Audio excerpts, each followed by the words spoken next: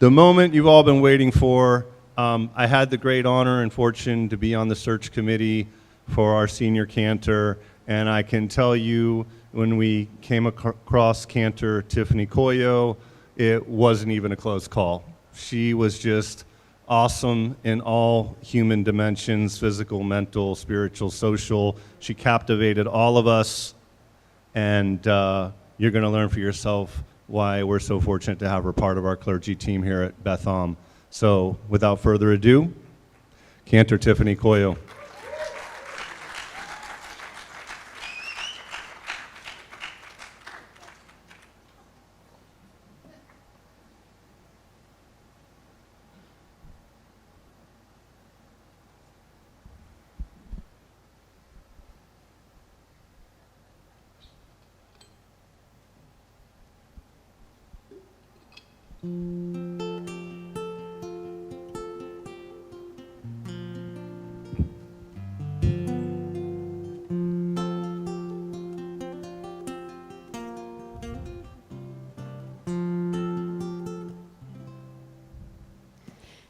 Here comes the sun, doo-doo-doo-doo. Here comes the sun, and I say, it's all right. Little darling, it's been a long, cold, lonely winter. Little darling, it feels like years since it's been here. Here comes the sun. Here comes the sun, and I say, it's all right.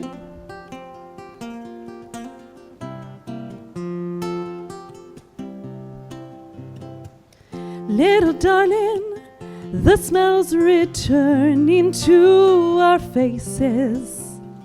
Little darling, it seems like years since it's been here. Here comes the sun. Here comes the sun, and I say, it's all right.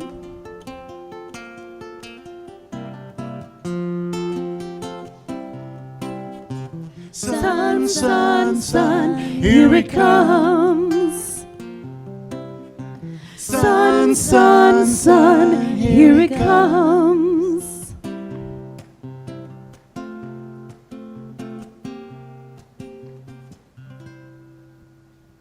Little darling, I feel the ice is slowly melting. Little darling, it seems like years since it's been clear. Here comes the sun. Here comes the sun, and I say, it's all right. It's all right. It's all right.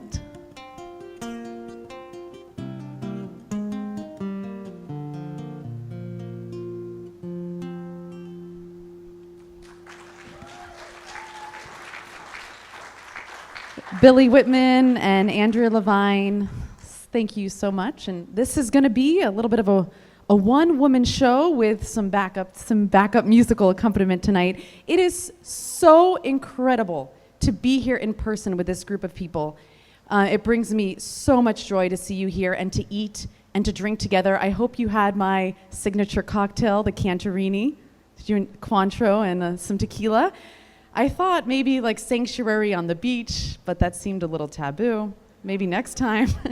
But in all seriousness, tonight when I was asked to create this evening and just to have this intimate environment for some of you to get to know me a little bit more, to kind of peek behind the curtain and know a little bit about more of who I am, we wanted to make this hybrid musical and stories tonight. And I thought nothing better than to collaborate with these two fine musicians. And that's a huge part of who I am, is just someone who loves to collaborate and create art with other people and create prayer. So the first question that I wanted to answer, and you can go fill out some questions that you would like, anything you want to ask me, please. It's all available tonight. Why did I become a cantor? So the reason why I became a cantor is because performing is in my DNA. Literally, my great-grandfather, Lazarus Katofsky, my maiden name is Kadoff, came here, arrived at Ellis Island, and went to the Lower East Side in Manhattan, and he was a performer and an MC in vaudeville. And he put on shows, he tap danced, he sang, and he was a magician. He was a contemporary of Harry Houdini.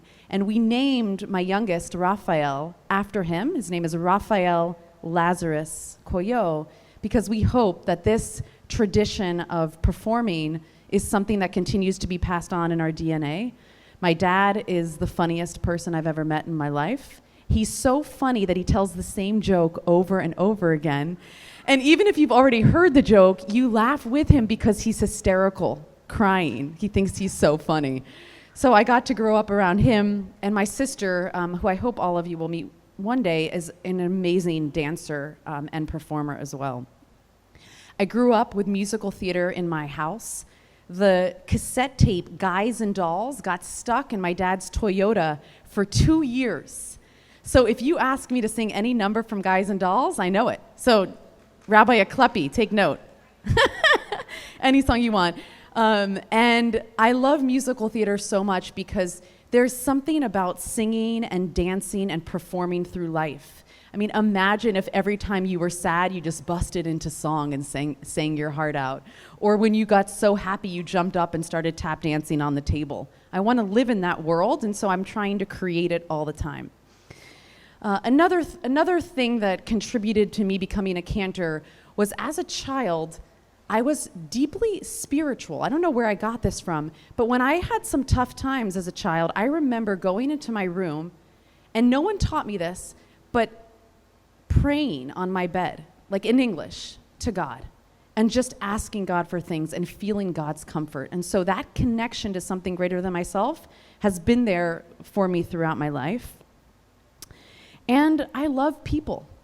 I love being around people, I love rituals, and I love being there for people on their highs and lows. And that's what we get to do as rabbis and cantors. Be there for those profound moments to offer spiritual guidance. This is literally the best job. I get to perform, create meaning for people, and then experience what it means to be part of a community for a long time.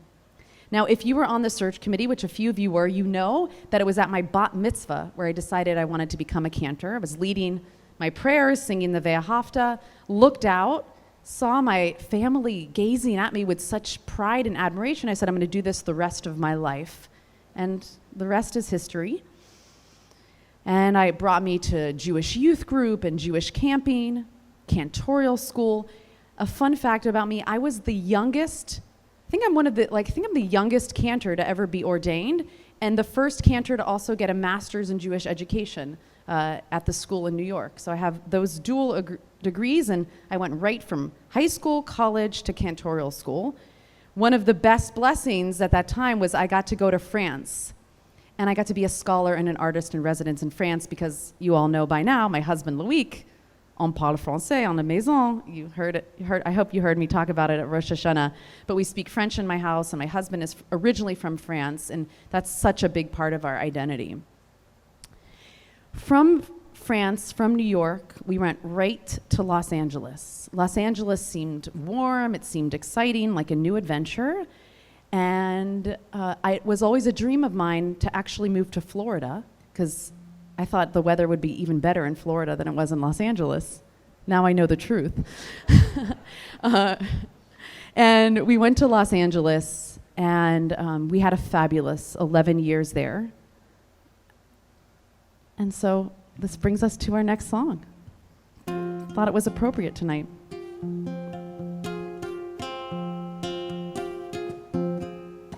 All the leaves are brown, and the sky is gray, I've been for a walk, on a winter's day, I'd be safe and warm. Be safe and warm. If I was in LA. If I was in LA. California dreaming. California dreaming. On such a winter's day. Stopped into a shul. I passed along the way. Oh, I got down on my knees. On my knees. And I began to pray. I began to pray. You know the cantor likes the cold. Who likes the cold? She knows I'm gonna stay. Knows I'm gonna stay. California dreaming. California dreaming. On such a winter's day. All the leaves are brown. All the leaves are brown. And the sky is gray. And the sky is gray. I've been for a walk. Been for a while. On a winter's day. On a winter's day. If I didn't tell her, I didn't tell her. I could leave today. I could leave today. California dreaming. California dreaming. On such a winter's day. California dreaming. On such a winter's day. California dreaming. On such a winter's day.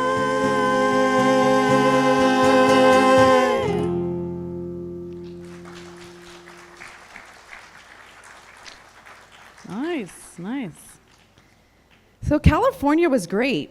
We had a really great time there, and I'm actually a little bit homesick these days. There's a few things I really miss, and you know everything in life is bittersweet. You come to Miami, which is awesome. In fact, I love Wynwood. I've been to Wynwood 3 times already.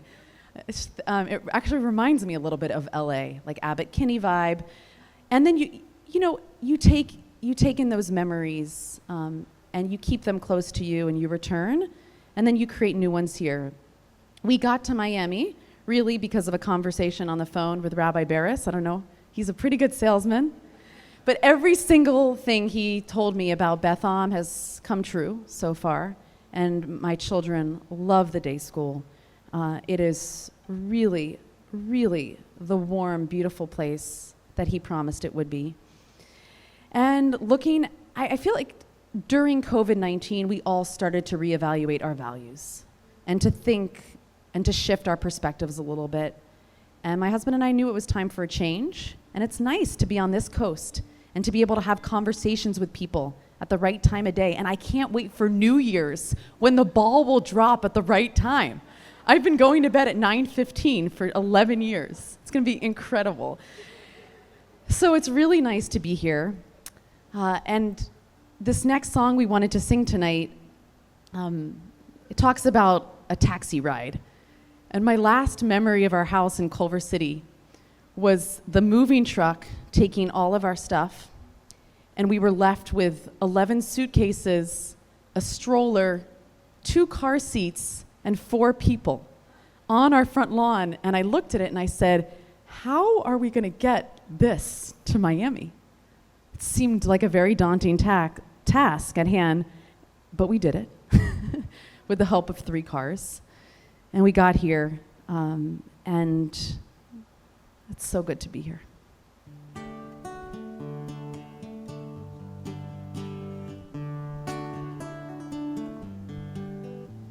All my bags are packed, I'm ready to go.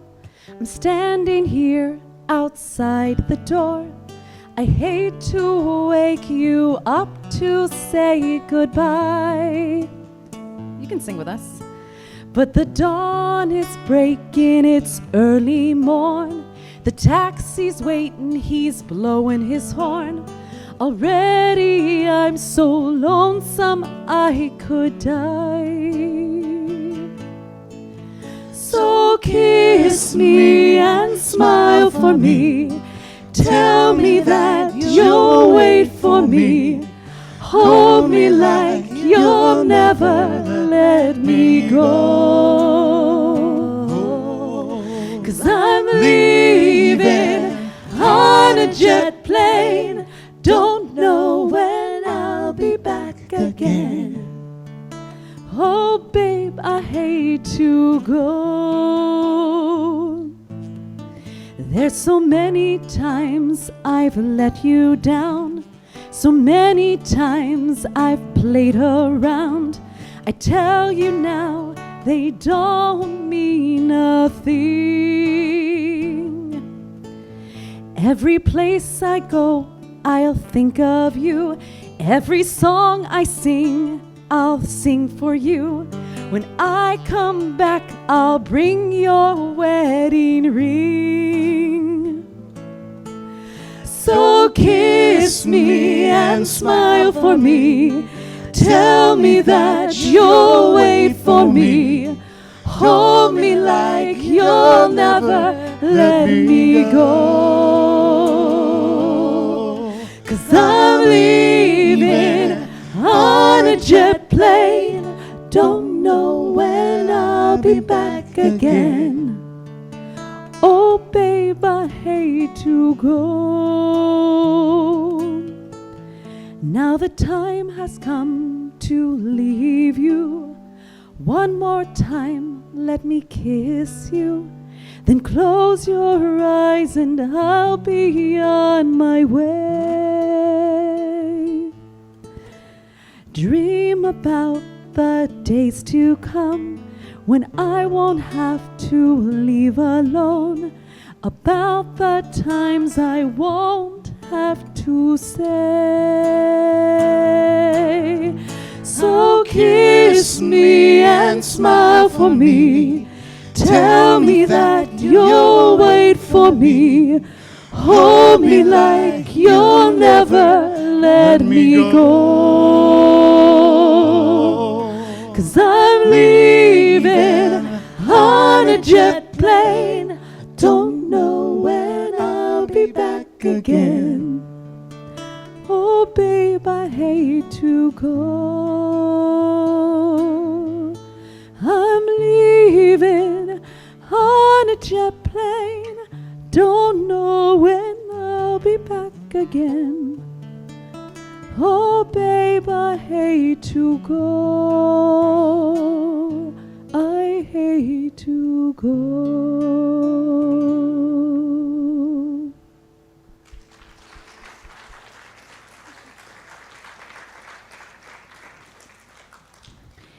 And that's the blessings that you have when you come someplace new. I had no idea of the talent that I was going to have at Beth Am and of the incredible people who were going to lift us up. And now I know about all of you, about you, and it's incredible. So who am I as a person? Who am I as a cantor?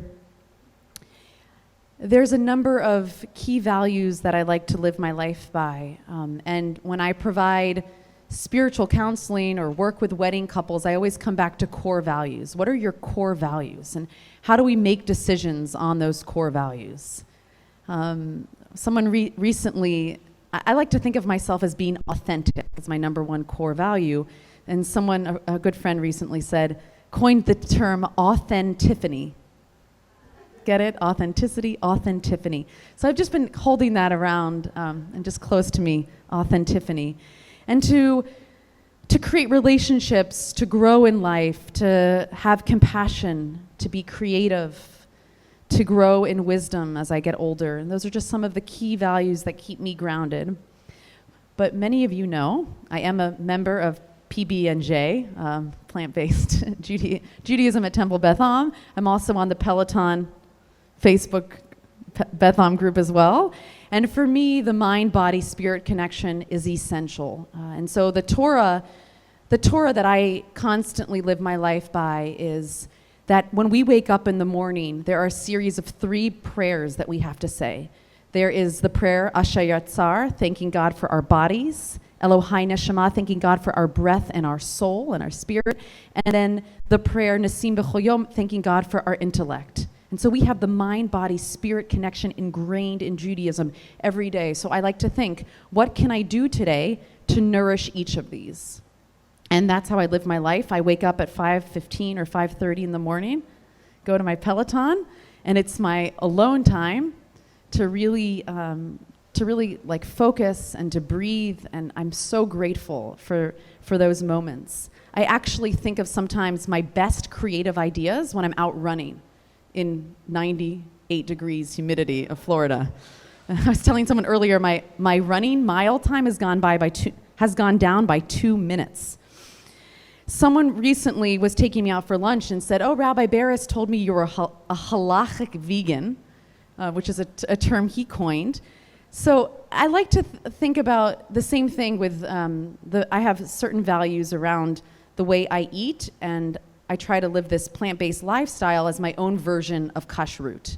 And it's not perfect, and life's a little bit messy, but it's nice to, again, ground myself in something that connects me to my Judaism, to God, to my body, to my spirit, to my soul. And of course, every time I go out and I'm not home for dinner, I get a video or a picture that my husband sends me that my kids are eating Shake Shack. You know, it's like tofu when mom's home and Shake Shack when I leave. So I got that video tonight. Then it's the 80-20 rules, as I like to say it. But one of the things that I really hope to bring to Beth Am, and especially to the children, is spirituality. For me, music is God. And there's this beautiful quote that Rabbi Jonathan Sachs said, that there is an inner connection between music and the spirit. When language aspires to the transcendent and the soul longs to break free of the gravitational pull of the earth, it modulates into song. When we hear a beautiful piece of music or we're at a concert, we say we are elevated to another level. Music, for me, expresses the mystery of life and death. It reaches our deepest emotions and our spiritual yearnings. Jewish spirituality is a way to excavate the darkest places of our souls and to find clarity and healing in our lives. And the Shema tells us, God is one, and God is everywhere. God is everything, and God is one. And so for me, I am constantly trying to tap into that infinite love of God and that connection that when we all come together in song, we are one. We are one voice.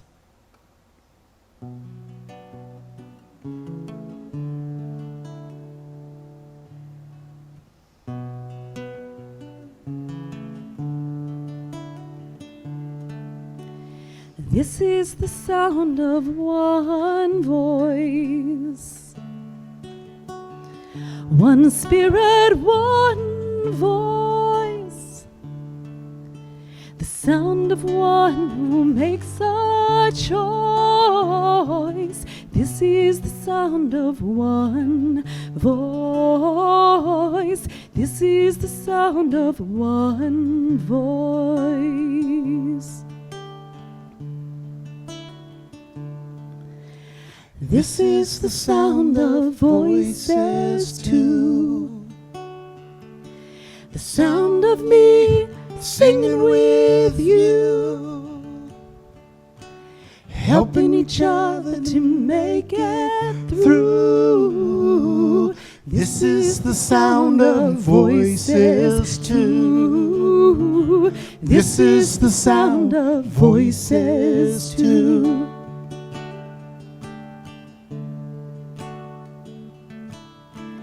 This is the sound of voices three,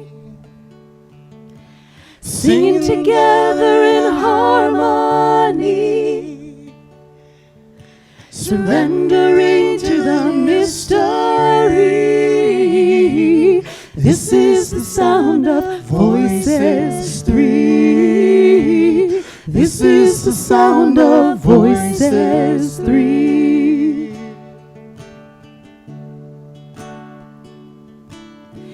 This is the sound of all of us, singing with love and the will to trust. Leave the rest behind, it will turn to dust. This is the sound of all of us. This is the sound of all of us. Ooh, ooh, ooh, ooh, ooh.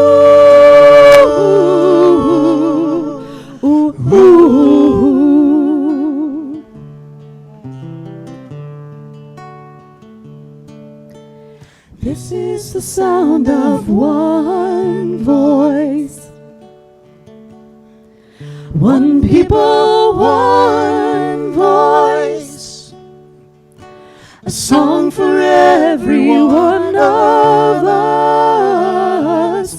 This is the sound of one voice. This is the sound of one voice.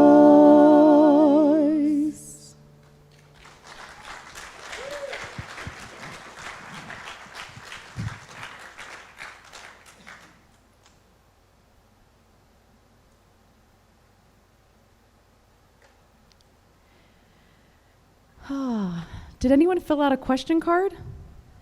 Oh, bring them on up. Bring them on up. Okay, we got a few question cards. Loving it. Okay, if anyone else has a question, you can also raise your hand. Okay. Oh, this is a good one. I think I failed this question on the interview. When I was interviewing with the search committee, they wanted to know what Jewish musicians I really liked, and my answer was horrible. And I was regretting it afterwards. I said, I want to redo that answer. I actually said something along the lines of, I think that Jewish music is like 20 years behind the trend of popular music. And so I wish that some of the contemporary Jewish musicians would write things a little bit more current. And then I thought about it, and I said, actually, there's so many Jewish musicians who I love. So someone said, Cantor, Coyot, who are your influences? Is it Debbie Friedman, Shefa Gold? Shlomo Carlebach listed a few.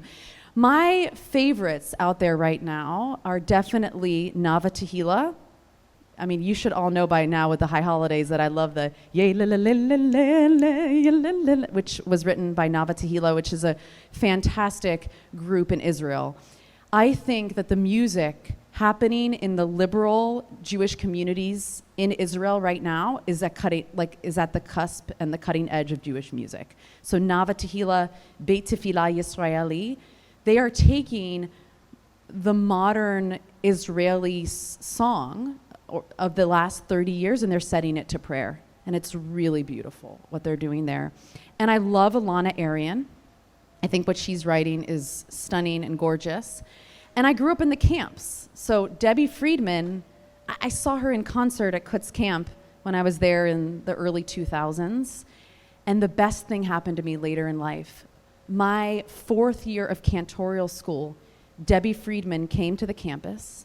They announced that they were going to change the name of my school, which was the School of Sacred Music, to the Debbie Friedman School of Sacred Music, which was super controversial because she wasn't a cantor. So how could we name the school after somebody's on a cantor?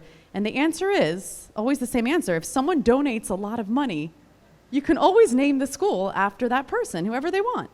And so they named it after Debbie Friedman, and she decided to take classes with us. And she was in my Yom Kippur Nusach class. And she was sitting next to me with the prayer book, learning Nusach beside our class. And a year later, at my ordination, she took a traditional siddur, and she wrote each member of my class a letter about who we are as cantors and what we've taught her, and signed it and gave it to each of us, a personalized prayer book. And I still have it, and I read it every year on her yard site. And I was there at her funeral, at her memorial service when she passed away a few years later. And her memory and her contribution to my cantorate is forever lasting. So really, Debbie was the pioneer, and she's incredible. Okay, I could go on about that for a while. Have you planned any trips to Florida places, Keys, Disney, etc.? Oh, yes, okay, great. Oh yeah, that's a good question. So when we were coming to Florida, we were trying to time the move perfectly so that we would close on our new house and be able to move in. But as we learned, anything we planned did not work out. So I said to my friend Donna, who's a cantor in Naples, oh, what's the weather like in June? Like, should we come to Naples? Will it be beautiful? And she's like, oh yeah, it'll be great. Okay, it rained the entire time we were in Naples. But we still went to the pool anyways and had a great time. But I looked up, I wanted to go, since COVID was over in June, my first idea was to go to Disney World. I said, how cool would it be if we land in Orlando and the first thing my kids see is Disney World? But it was completely booked. So Disney World, Legoland are in my future, and does everyone know that my son Natanel, he's 6, he loves crocodiles and wants one to live in our pool? So we have to go to the Keys. We're like, we're going to the Keys. I don't know. We'll see when that happens. Okay, have you always done a plant-based diet? Oh, definitely not. And while I aspire to do a plant-based diet, I'm really a little bit more of a flexitarian. I mean, if I go to a really great sushi restaurant, it's so hard. So no, but my sister is, as I call her, a born-again vegan, and she's the one who convinced me to do all of this. And she's she's like the aspiration, so I love her. Okay, what is the instrument you used that looks like an accordion at the High Holidays? Okay, great question. That's called a shruti box. And it kind of works like an accordion. And the shruti box is an Indian meditation instrument that Shefa Gold uses when she leads chant workshops. And so I had the incredible honor of bringing Shefa Gold to a cantorial retreat a few years ago in Texas. And I was leading the retreat. I organized the whole conference, so I got to bring whoever I wanted. I brought Shefa Gold, and she taught me how to use the shruti box. And it's been a huge part of my prayer practice. And I actually composed one of the songs of the High Holidays, the Elohai Neshama, the breathe in, breathe out, for the shruti box.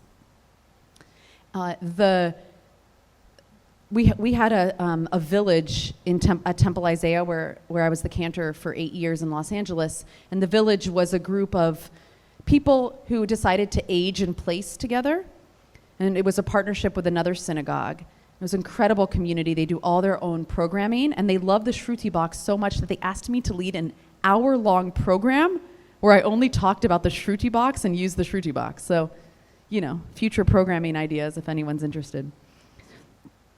Okay, did I get all the questions? Yeah. Any other questions? Yes.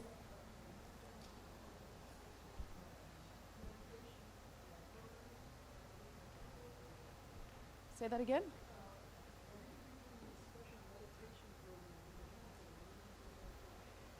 Yeah, so let me tell you a little bit about some of the programming I hope to one day do at Temple Beth Am once things start to open up again.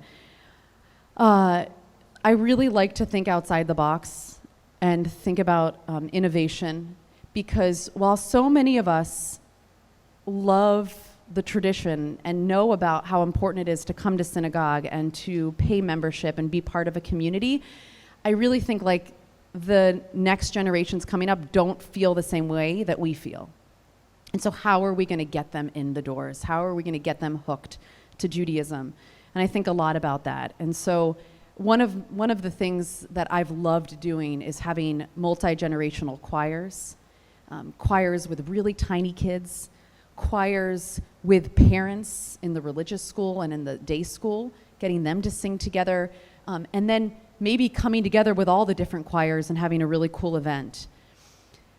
Part of that is also in recording music. I recorded a number of albums at my last synagogue, and the preschool parents and families would put it in their car and they'd listen to it all the time. And then they'd learn the prayers, and it became such a huge part of their identity. I have a family who every single year on the High Holidays makes a family music video to the Shana Tova that I wrote. I don't know if you remember it. Shana Tova. Yeah, I heard the clap. Yeah, nice. Rabbi Barris clapping on beat, everyone. Whoa, that was amazing. He got right on cue. He knew. So so getting people excited about Jewish music. One of the things we did was we did a music festival called Shabchella, which is Coachella and Shabbat together. And we did flower crown making and taco trucks, and we would, have something like shots with the rabbi. You learn some Torah, you take a little shot, just whatever we can do to get those families interested and engaged. And mindfulness, spiritual, like Jewish yoga, chanting, worship hikes. Those are all of some of the things that I've done in the past, which I really hope to be able to do here. My favorite program I've done is something called like a spiritual parenting group, where I meet with a cohort of parents and we talk about hot topics like, how do you talk to your children about the afterlife? How do you pray with your children? How do you talk to them about God? How do we raise children in this society, in this day? And some of the connections I formed in those groups has been really incredible. So those are some of my hopes for future programs. Any other questions? I think I covered everything, huh? One of the things that two things I want to end with. Number one is simcha, is joy. Joy, putting the joy back into Judaism is something I really aspire to do. I think Judaism needs to up its game. We have to reach to the next level so that these future generations will choose to maintain their Jewish identity, to raise Jewish kids, and to be active in the Jewish community. And I think one of those ways is to show that prayer and community can be meaningful and fun and exciting. And that's a huge, huge goal of mine.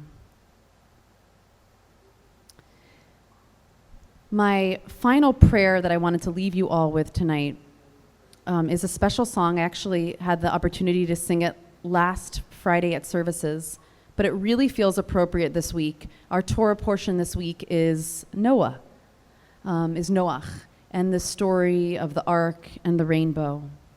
And this song I sang to my son Raphael when he was a baby every single night. And this is a song that, when we think about the rainbow,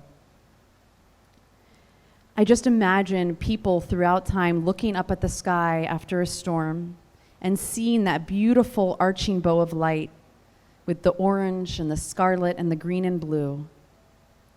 And that whenever the skies would darken and our world would crash with thunder of violence and the turbulence of injustice, or even something as horrible as COVID-19, there's always that redeeming rainbow. The words in Hebrew and English, this version, acknowledge both the difficult past of our people while simultaneously being a blessing of hope and peace for me, for the land of Israel. This song, Somewhere Over the Rainbow, is one of the most iconic songs of all time. It's deeply embedded in the Jewish experience. The lyrics and the music were written by a Russian Jewish immigrant and a Cantor son. And these two men reached deep into their immigrant Jewish consciousness, framed by the pogroms of the past, the Holocaust about to happen, and they wrote an unforgettable melody set to these prophetic words. And so when you read these lyrics in their Jewish context, it suddenly isn't a song about wizards and Oz, but of Jewish survival. The Jews of Europe could not fly. They could not escape beyond the rainbow, fly like a bluebird away from the chimney tops. And the land that the Jews heard of once in a lullaby was not yet America, but Israel. The remarkable thing would be that less than 10 years after Somewhere Over the Rainbow was published, the exile was over and the state of Israel was reborn. So perhaps the dreams that you dare to dream really do come true. So we end tonight with this prayer of hope. There will always be those of us who are ready to accept the burden and the beauty of arching bravely and steadily heavenwards, to touch heaven's radiance from beyond, and then curve back towards earth, filling the threatening atmosphere with the glorious spectrum of colors that are a reflection of God's truth and hope for all of us. May it be God's will. Ken Yehi Ratzon.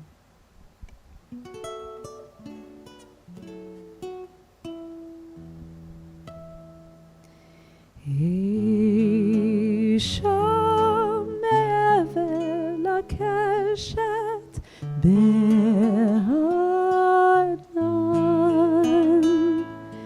נמצאת ארץ גן עדן כמו בסיפור ישן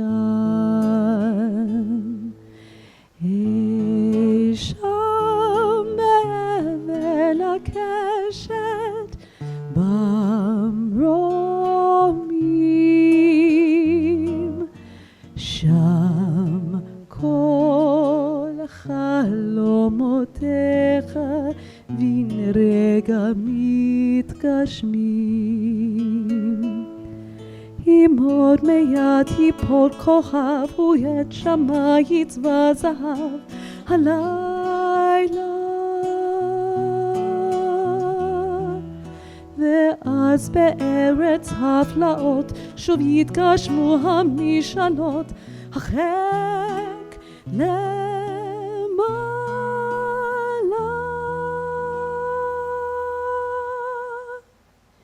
אישה מעבר לקשת שיר וגן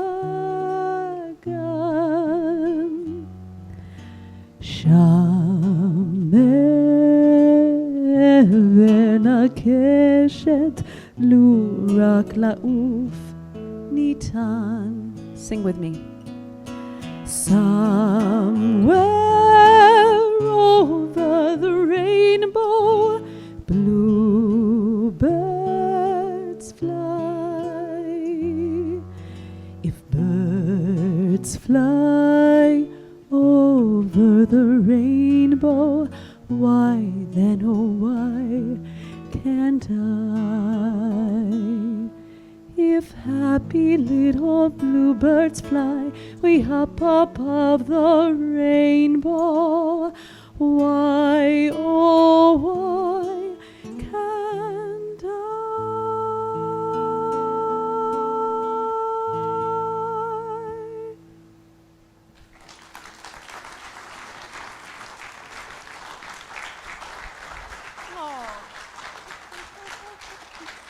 Thank you all. Aw.